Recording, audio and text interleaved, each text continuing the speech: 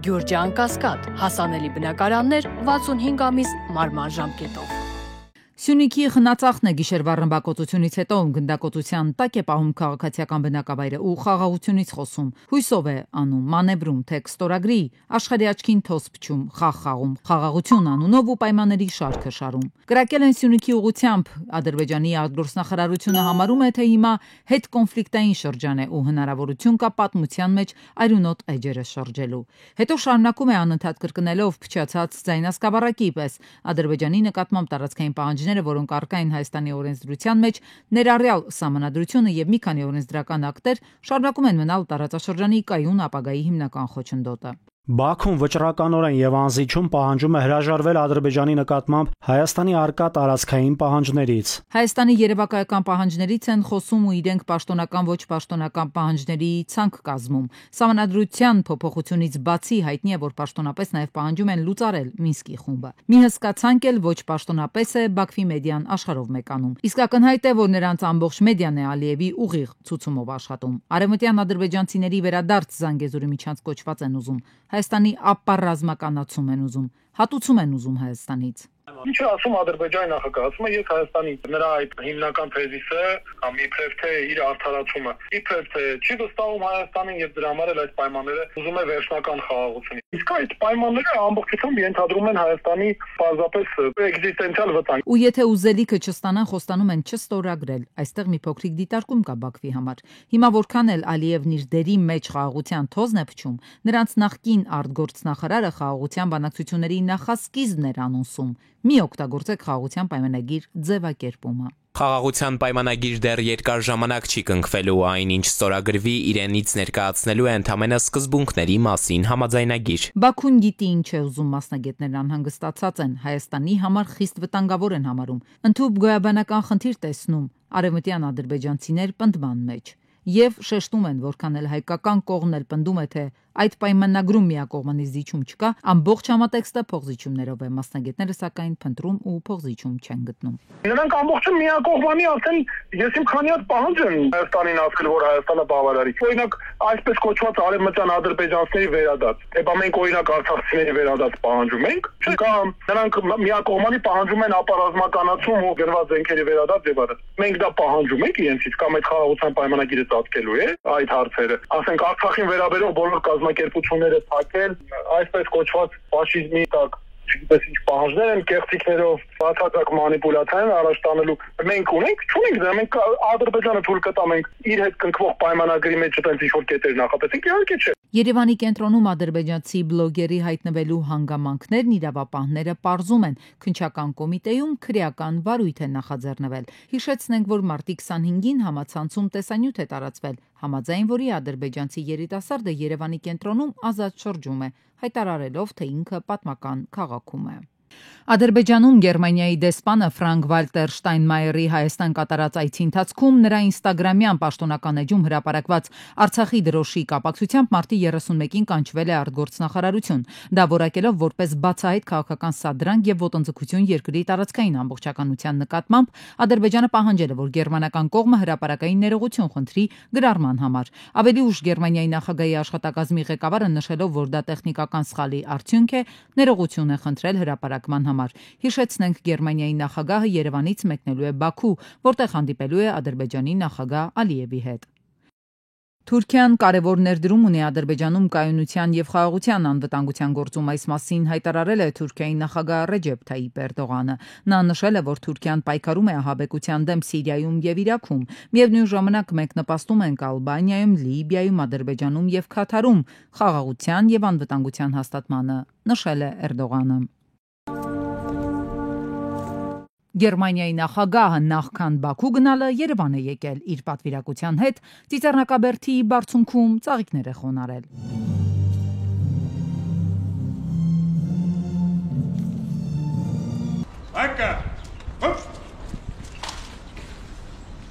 Հետո պաշտոնական ընդունելություն նախագահականում առանձնազրույց ու օնլայնված կազմով հանդիպում։ Օրակարգում տարբեր հարցեր են։ Համաձայնագրերի ստորագրում, ֆինանսական, նաև Երևանի ու Լայպցիգի միջև մշակութային տարի անցկացնելու վերաբերյալ։ Հայտարարության ժամին արդեն Գերմանիայի նախագահ Ֆրանկ Վալտեր Շտայնմայերը անդրադարձավ հայ-ադրբեջանական խաղաղության փաստաթղթին։ Ասաց, կա խաղաղության համաձայնագիր, պետք է անել վերջին քայլերը խաղաղություն հաստատելու համար։ Շեշտեց, Հայաստանը վերջին շաբաթների ընթացքում շատ կառուցողական մոտեցում է դրսևորել այս հարցում։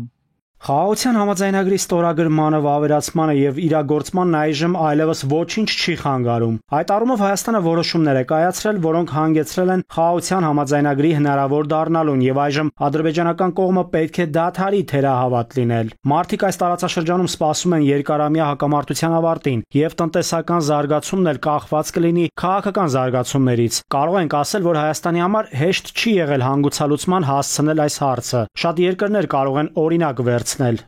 Գերմանական լրատվամիջոցի լրագրողն է երկու նախագահներից հետաքրքրվում, ինչ հիմք ունի լավատեսությունը, երբ վերապահում կա Բաքվի ձգտումների նկատմամբ, վստահության պակաս։ Չնայած Հայաստանը անընդհատ ասում է, պատրաստ է այդ փաստաթուղթը ստորագրել, բայց Բաքուն ոչ միայն չի արձագանքում, այլ նաև չի հրաժարվում պահանջներից։ Նախագահ Խաչատուրյանն ասում է, ամեն դեպքում հավատարիմ ենք խաղաղության օրակարգին։ Այն դժվարությունները, որոնք կան եւ կլինեն, մենք գտնում ենք, որ դրանք հաղթահարելի են եւ ցանկացած հարց կարելի է բանակցային սեղանի շուրջ լուծել։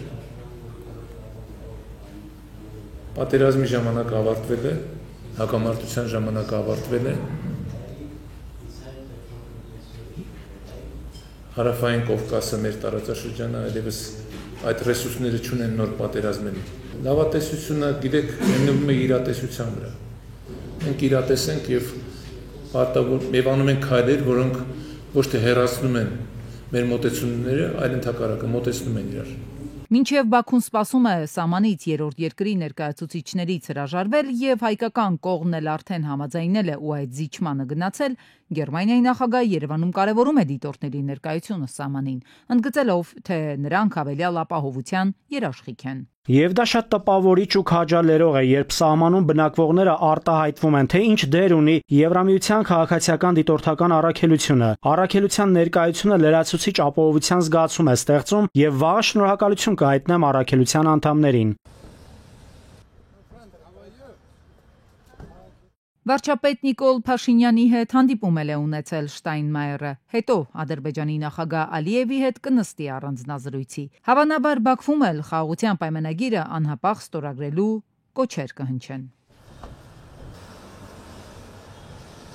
Իսրայելի արտաքին գործերի նախարար Գեդեոն Սաարը X-ի միկրոբլոգում անդրադարձել է Պաշտպանություն Ստամբուլի ընդդիմադիր քաղաքապետ Էքրեմ Իմամօղլուի Թուրքիայում տեղի ունեցող բողոքի ակցիաներին եւ ցույցերին։ Նա մասնավորապես նշել է, որ բոլորը տեսնում են, որ Թուրքիայի նախագահ Ռեջեփ Թայիփ Էրդողանը ինչպես վարվեց Պիկաչուի հետ։ Նա գրառման մեջ մասնավորապես նշել է, բոլորը տեսան նրա իրական դեմքը։ Բռնապետ Էրդողանը բացահայտեց իր հակասեմական դեմքը, ինչպես ակնհայտ երևում է այս օրերին Էրդողանը վտանգավոր է եւ տարածաշրջանի եւ իր ժողովրդի համար։ Հուսանք, որ ՆԱՏՕ-ի դաշինք երկրները դա կհասկանան հնարավորինս շուտ։ Հռոմի Ֆրանցիսկոս Պապի որոշմամբ 3 երանելիներ, այդ թվում հայոց ցեղասպանության ժամանակ նահատակված հայ-կաթոլիկ arczepiskopos երանելի Իգնատիոս Շուքրալահ Մալոյանը կսրբադասվեն։ Այս մասին հայտնել է Վատիկանի տեղեկատվական կայքը, մանրամասնելով, որ կսրբադասվեն նաև երկրորդ համաշխարհային պատերազմի ժամանակ սպանված Պապուա Նոր Գվինեայի աշխարհական կաթողիկոսը եւ վենեսուելացի կրոնական մի քույր, որը իր կյանքը նվիրել է կրթությանը եւ աղքատներին։ Աղբյուրի փոխանցմամբ այս որոշումը Հռոմի Ֆրանցիսկոս Պապը կայացրել է մարտի 28-ին։ Չինաստանի քաղաքացիական ավիացիայի վարչությունն առաջին արտոնագրերն է տվել ուղևորատար թռչող տաքսիներին։ Սա վերջին փաստաթուղթն էր, որն անհրաժեշտ էր թռչող տաքսիների գործարկման համար։ Սակայն թե երբ այդ փոխադրամիջոցները պաշտոնապես կգործարկվեն, Չինաստանում հայտնի չէ։ Պեկինը վերջին ամիսներին մի շարք քայլեր է ձեռնարկել արագացնելու ցածր բարձրության վրա գտնվող տնտեսության զարգացումը, որը ներառում է տեխնոլոգիաներ, առաքման անօդաչու թռչող սարքերից մինչև թռչող մեքենաներ։ Երկրում մարդկային ռեսուրսների ճգնաժամ կա, Փաշինյանն է ֆիքսել, ասում է 2018-ից սկսած դժգոհություններ ու բողոքներ է լսում ստանում, որ կառավարությունը սխալ կադրային քաղաքականություն է վարում։ Դրա պատճառն ըստ Փաշինյանի հենց այդ ռեսուրսի ճգնաժամն է։ Իսկ գիտեք ինչի է ճգնաժամ։ Որովհետև մի երկրում, որտեղ բնակավայրերի 70 եւ ավել տոկոսում մանկապարտեզ չկա, երբ որ դպրոցների 70 եւ ավել տոկոսը կիսաավերված է ֆիզիկական եւ բովանդակային առումով, չի կարող այդտեղ չլինել կադրային սով։ Քաղաքացիներ կան, որ աշխատանքի ընդունվելու, աշխատանքով ապահովվելու համար նամակներով դիմել են Նիկոլ Փաշինյանին։ Նամակներ գրողների գրագիտության աստիճանը Փաշինյանին նյարդայնացրել է։ Մարդը ինձ ես կխելագարվեմ ուղղակի։ Մարդը ինձ նամակ է գրում։ Մարդիկ ասում են, ո՞նց ասում են, բայց ինձ աշխատանք չես տալիս, պարոն վարչապետ։ Ասում են, նայում եմ այդ տեքստը իմ գրած 4 նախադասություն է, մեջը 17 հատ ուղղագրական սխալ կա։ Ես վերջերս մեկին չդիմացա, պատասխանեցի, ասացի հարգելիս, բայց ասեմ գոնե նամակ գրելիս մի հատ տեքստիդ նայ էլի, մի հատ դու չես համարում, որ դու քո կրթությամբ մի հատ պետքա զբաղվես։ Ջղայնացած նամակ հետ գրեց, ասեց չհասկացա, դու մտածում ես ես կրթություն չունեմ։ Փաշինյանը դժգոհեց նաև քաղաքացիներին վարորդական վկայականներ տրամադրելու գործընթացից։ Դրա մեծ մասն ըստ նրա կեղծ են։ Շատերը ավտոմեքենաներ ունեն, սակայն վարելու հմտություն չունեն։ Նա պատմեց, թե օրինակ ինքը, ինչպես է լրագրությամբ զբաղվելու տարիներին, դժվարությամբ վարորդական վկայական ստացել։ Երբ որ ստանում էի, հայտնի լրագրող էի, ես որ ծնկաչող աղաչի էի, ինձ չէին թողի, որ ես քննություն տամ։ Ես հələ բանին այդ տարածքին մի 300 մետրի վրա բերին իմ բանը տվին, ասին գնա ստեղից, շուտ հնարավորինս շուտ ստեղից գնա, գործ չունես մեզ հետ։ Փաշինյանը փաստում է, ամենտեղ է այս վիճակը, ներառյալ կառավարական համակարգը։ Եթե կարելի է վարորդ լինել, չիմանալով մեքենա քշել, ինչի չի կարելի լինել կառավարի չիմանալով կառավարել։ Ինչի։ Եթե դա հանրության մեջ կոնսենսուս է, որ կարելի է տենց, ինչ տարբերություն, ինչ մեքենա ես վարում։ Հայաստանում տարեցտարի ավելացող վթարներն ու զոհերի մեծ թիվը հանրային ու անվտանգության մեծ խնդիր են դարձել, ասում է կառավարության ղեկավարն ու եզրակացություն անում։ Անհրաժեշտ է Հայաստանում վարորդների ատեստավորում անցկացնել։ 2026 թվականի երկրորդ կիսամյակում Հայաստանում կմեկնարկի կենսաչափական անձնագրերի եւ նույնականացման քարտերի արտադրությունը։ Մարտի 31-ին ներքին գործերի նախարար Արփինե Սարգսյանի նախագահությամբ տեղի ունեցած նիստի ընթացքում որոշվել է կենսաչափական համակարգի ներդրման մրցույթի հաղթող ընկերությունը, այն է IDEMIA Identity Security France and ACI Technology-ն։ Պայմանագրի կնքումից հետո մասնավորը 1 տարին պետք է տրամադրի ներդրումներ եւ կապիտալ ծախսեր անելուն, ենթակառուցվածքը հիմնելուն, որ հաջորդող 10 տարիներն արդեն ծառայությունը մատուցելուն եւ եկամուտ գեներացնելուն ուղղված լինեն, որպեսզի ծրագիրը մասնավորի համար լինի ծախսաարդյունավետ եւ եկամտաբեր։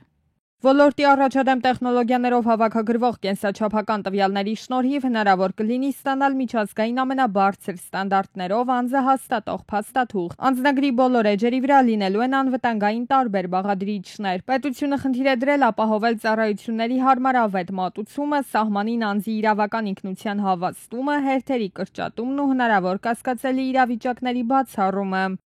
Շատ գործընթացներ կունենան թվային լուծումներ ծառայությունը տնից ստանալու հնարավորությամբ։ Պետության ձեռքին սա նաև կարևոր գործիք է մի կողմից բարձր անվտանգային երաշխիքներ ապահովելու քաղաքացու համար, որովհետև շատ դժվար կլինի կեղծել քաղաքացու ինքնությունը, մյուս կողմից, եթե լինեն այդպիսի ռիսկեր, դրանք կլինեն շատ շուտ բացահայտելի։ Մեր քաղաքացիները նաև ավելի արժանապատիվ ճանապարհորդելու հնարավորություն կունենան։ Ավելի քան 10 տարի Հայաստանում անձնագրեր եւ ID քարտեր է մատակարարել լեհական ընկերությունը, որի հետ պայմանագիրն ավարտվել է 2017 թվականի հունվարի 1-ին։ Դրանից հետո նոր մատակարար պաշտոնապես չի նշանակվել։ Հին նմուշի անձնագրերի տրամադրումը երկարաձգվել է մի քանի անգամ։ Կենսաչափական փաստաթղթերի թողարկման նոր ենթակառուցվածքը, այդ թվում շենքային պայմանների ստանդարտացումը, գրասենյակների հիմնումը, սերվերային տնտեսությունը, տպագրական սարքավորումները, ծրագրային լուծումներն ու տեխնիկական վերազինումը հաղթող հայտատուի կողմից կիրականացվի առաջիկա 1 տարվա ընթացքում։ Բարձրագույն կրթությունը այլևս նորաձև չէ։ Թվային փոխակերպման այս դարաշրջանում երիտասարդները նախընտրում են հավելյալ ժամանակ ու գումար չվատնել համալսարանական կրթության վրա։ Փոխարենը հաճախում էին կարճաժամկետ դասընթացների ձեռքբերում առավել ակտուալ մասնագիտություն ու շատ արագ ինտեգրվում աշխատաշուկայում։ 6 ամսյա կամ 3 ամսյա կուրսերը իրենցից ենթադրում են 100-ից 200,000 դրամ վճար, որը նաև հնարավորություն են տալիս լավագույն կամպանիաներում աշխատանք գտնելու ու բարձր վարձատրվող աշխատավարձով։ Կրթության փորձագետը բուհական կրթության հանդեպ հետաքրքրության նվազումը պայմանավորում է մեր երկրում կրթության ոլորտի աստղաբաշխական վարձավճարներով։ Հայաստանում բարձրագույն կրթությունը թանկ է։ Ուսման վարձերը շարունակաբար թանկանում են։ Երևանում ապրելը հավասարվել է արևելյան եվրոպական շատ երկրների մակարդակի եւ մարզերում ապրող մարդկանց համար հեշտ չէ Երևանում ուսանող պահելը։ Կրթական գերատեսչությունը ուսանողներին գրավելու ու դեպի բարձրագույն կրթություն հետ կանչելու մեթոդներ այդուհանդերձ կիրառում է։ Օրինակ, բնագիտամաթեմատիկական ուղղվածությամբ սովորողների խրախուսելու համար բարձր կրթաթոշակ է սահմանել մոտ 70,000 դրամ։ Կրթության մյուս փորձագետը սակայն կարծում է, որ սա նույնպես անօգուտ մեթոդ է, որպես օրինակ բերում է Ագրարային համալսարանի վիճակագրական տվյալները։ Վերցրեք եւ տեսեք օրինակ անցած տարում քանի հոգի է ընդունվել Ագրարային համալսարան ունենալով այդ հնարավորությունը։ Պարզվում է, որ Ագրարային համալսարան ընդունվողների թիվը վերջին 3-4 տարվա ընթացքում ավելին չէ, քան 40-60 հոգի ընդամենը։ Մարդը մտածում է, լավ, ասենք 4 տարի նա սովորի համապատասխան բուհում եւ ստանա կրթաթոշակ։ Արդյոք դա երաշխավորում է, դրանից հետո նրա կյանքը ոչ մի երաշխիք, որովհետեւ պետությունը դրանից հետո ըստ էության ձեռքերը լվանում է եւ որևէ բան չի առաջարկում։ Բարձր կրթաթոշակով ուսանողին չեն գրավի, չկան երաշխիքներ, որ տվյալ ֆակուլտետն ավարտելուց հետո նա կմնա տվյալ ոլորտում եւ կկայանա աշխատաշուկայում։ Մեր երկրում բարձրագույն կրթությունը կտրված է իրականությունից, ընդգծում է փորձագետը։ Մեր պետությունը իդեմս կառավարության վարում է այնպիսի քաղաքականություն, որ օրինակ կրթության ոլորտում զբաղված մարդու աշխատավարձը կարող է 2-3 անգամ ավելի ցածր լինել, քան բարձրագույն կրթություն չունեցող ոստիկանի աշխատավարձն է։ Գործատուները նույնպես փաստում են հարյուրավոր ուսանողներ այսօր ընտրում են ժամանակակից գործիքակազմերն ու մասնագիտությունները։ Օրինակ ծրագրավորումը, գրաֆիկ դիզայնը, մարքեթինգը բավականին պահանջված են աշխատաշուկայում։ Վարձավճարն էլ հավասար է բուհի գրեթե 1 տարվա վճարին։ Հայկական շուկայում ջունիորը կարող ստանա 150-ից մինչև 300,000, մենք ուսանող ենք ունեցել մինչև 350,000 սկսնակ մտել է։ Միդել կարգավիճակը կարող ստանա 250,000-ից մինչև 500,000 դրամ, սենյորը արդեն կարող 500-ից վերև ստանա։ Այդ ավարտելուց հետո մենք սովորեցնում ենք ինչպես ճիշտ դիմել, ինչ կարգավիճակով դիմել եւ նրանք շատ արագ ձևաչափով մտնում են աշխատանքի։ Կարճաժամկետ վերապատրաստման կուրսերն այսօր առավել մեծ երաշխիքներ են տալիս աշխատաշուկայում ինտեգրվելու, բարձր աշխատավարձ ստանալու ու բարեկեցիկ կյանք ունենալու համար։ Դրան գումարած ուսանողը նաև հնարավորություն ունի գործակցելու տարատեսակ առաջարկներ ստանալու միջազգային գործընկերներից եւ սեղմ ժամկետներում մասնագիտական աճ գրանցելու։ Եվ ուրեմն չունենք արդյոք կրթության ոլորտում արմատական փոփոխությունների կարիք։ Ապրիլի 3-ին արտակարգ դեպք է տեղի ունեցել մայրաքաղաքում Լեքսուսը Նժդեհի փողոցում դուրս է եկել երթևեկելի գոտուց, բախվել բազալտե եզրաքարին, անցել հետիոտնի համար նախատեսված հատվածը, կոտրել ճանապարհային երթևեկությունը կարգավորող ցուցանակներն ու տեղադրված վճարային տերմինալը, հայտնվել է մայթին։ Ժամանել են ոստիկանության պարեկային ծառայության Երևան քաղաքի գնդի 4-րդ գումարտակի 2-րդ վաշտի պարեկները։ Մեքենան հաշվառված է Երևանի բնակիչ 54-ամյա Աննա Հայրապետյանի անվամբ։ Ըստ նախնական տեղեկությունների հավանաբար վերևից է Լեքսուսը ընթացել դեպի Նժդեհի փողոց եւ հայտնվել այս վիճակում։ Ապրիլի 2-ին Կոմիտասի պողոտա Վաղարշյան փողոցի խաչմերուկում բախվել են շտապօգնության մեքենան ու Ֆորդը։ Բախման հետևանքով շտապօգնության մեքենան դուրս է եկել երթևեկելի գոտուց, բախվել բազալտե եզրաքարին, կոտրել այն մայթի վրա անցնելուց հետո էլ կոտրել նստարանը, առաջ ընթացել հայտնվել գազոնում։ Տեղում շտապօգնության բժիշկների հերթապահ մեկ այլ խմբի բժիշկներն օգնություն են ցուցաբերել վթարի ենթարկված շտապօգնության մեքենայի բժշկին։ Սկզբում նա հրաժարվել է հետագա օգնությունից, հետո ժամեր անց դիմել է Հերացու անվան թիվ 1 համալսարանական հիվանդանոց։ Ժամանել են ոստիկանության պարեկային ծառայության Երևան քաղաքի գնդի 3-րդ գումարտակի առաջին վաշտի պարեկները։ Վերջին ժամանակահատվածում հանրապետությունում ավելացել է շտապօգնության ավտոմեքենաների մասնակցության վթարները, ու չգիտես ինչու ամեն անգամ ասում են, թե փորձառու վարորդների են ընդունում աշխատանքի, բայց նաև լինում են դեպքեր, որ հենց ոչ թե շտապօգնության մեղքով է լինում վթարը, այլ որոշ վայ վարորդների։